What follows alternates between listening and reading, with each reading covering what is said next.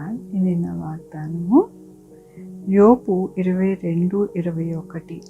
ఆయనతో సహవాసం చేసిన ఎడల నీకు సమాధానము కలుగును, అలాగున నీకు మేలు కలుగును. ఎంత గొప్ప వాగ్దానాన్ని దేవుడు మనకి అనుగ్రహిస్తూ ఉన్నారండి. దేవునితో ఎవరైతే సహవాసం చేస్తారో వారికి సమాధానం కలుగుతుందంట, మేలు కలుగుతుందంట. మన యొక్క జీవితాలలో ఉదయమునే దేవుణ్ణి వెతుకుతూ ఆయన పాదాలు పట్టుకుంటూ ఉన్నాము కదండి. మన అందరికీ కూడా సమాధానమును, ఆయన మేలు మనకి అనుగ్రహిస్తారంట.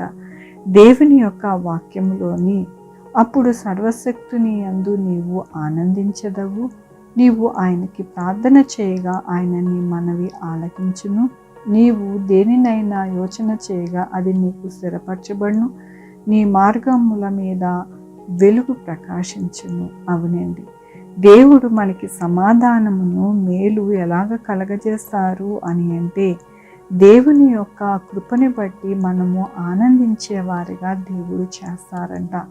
మన ప్రార్థన దేవుడు ఆలకించి మనకి ఎలాంటి కార్యాలు చేస్తారు అని అంటే మనము ఏదైతే యోచిస్తామో దానిని స్థిరపరిచి ఆయన వెలుగు మన మార్గము అనగా మన జీవిత మార్గం అంతటికీ కూడా ఆయన వెలుగును ప్రకాశింపజేసి మనకి ఎల్లప్పుడూ కూడా సమాధానమును, మేలు అనుగ్రహిస్తారంట.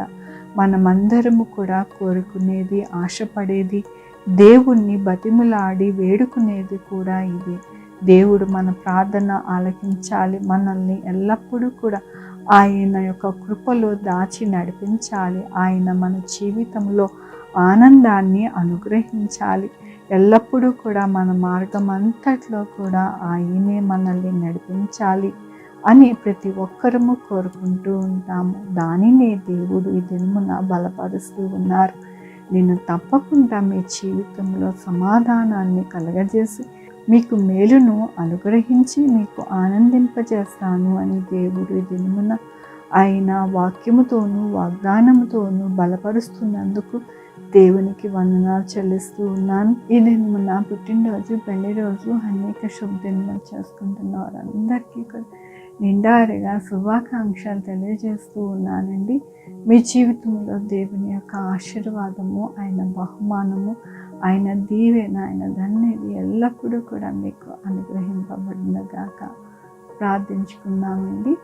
దేవాను తండ్రి, నా ప్రభు, మీ కృపా కనికరస్తాను బట్టి అవును నాయన ఎల్లప్పుడూ కూడా మాకు సహాయం చేసి నడిపించే దేవుడు, మా యొక్క జీవితాల్లో సమాధానము, మేలు మాకు అనుగ్రహించే దేవుడు, మా మొర ఆలకించి మమ్మల్ని ఎల్లప్పుడూ కూడా విడవక మా మార్గము, మా జీవిత మార్గం అంతట్లో కూడా మీరే మీకు మీ యొక్క తోడై ఉండి నడిపిస్తున్నందుకు మీకు వందనాలు చెల్లిస్తూ ఉన్నారు.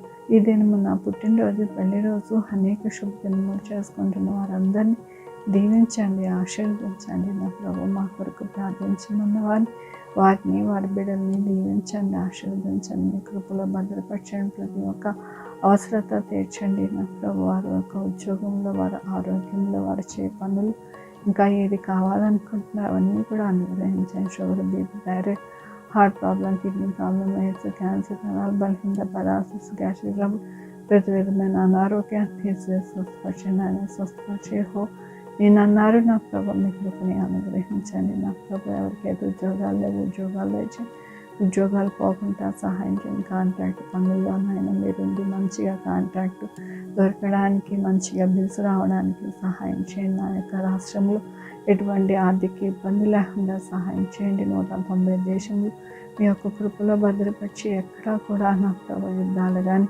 నాయన ఆర్థిక ఇబ్బంది కానీ, కరోనా కానీ ఏది రాకుండా సహాయం చేయండి. ప్రజలందరూ నాయన సురక్షితంగా జీవించడానికి సహాయం చేయండి. నా ప్రభు, నాయన నా తండ్రి, బిడ్డలేని వారి బిడ్డలు దయచేయండి, బిడ్డలకు సుఖమైన కాన్ఫిడెన్స్ దయచేయండి. ఆన్లైన్లో చదువుకుంటున్న వారికి, కాంపిటేటివ్ ఎగ్జామ్స్ ప్రిపేర్ అవుతున్న వారికి తోడై ఉండండి. హాస్పిటల్స్లో బిడ్డలకి నా ప్రభు చక్కగా తొలగడానికి సహాయం చేయండి.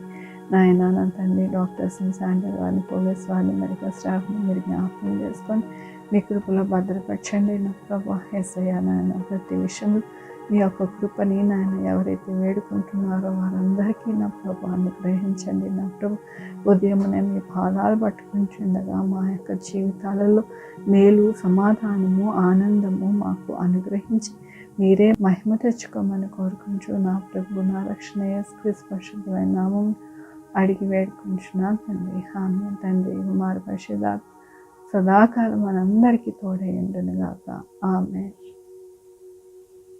God bless you.